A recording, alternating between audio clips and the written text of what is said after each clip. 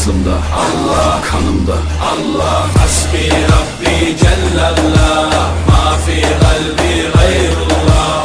Nur Muhammed sallallah, la ilahe illallah.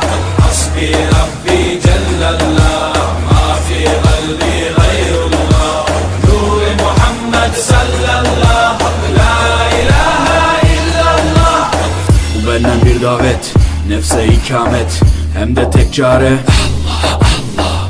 Bu hayat imtihan, şeytandan intikam, sayısız iltifat Allah Allah. Güvendiğin dağlara kar yağar bak ancak Allah asla seni satmaz. Düşünce kalkmalısın, şükürle kalmalısın, desin hep kalp atışın Allah Allah. Günahla esti yerler, daha gençsin derler.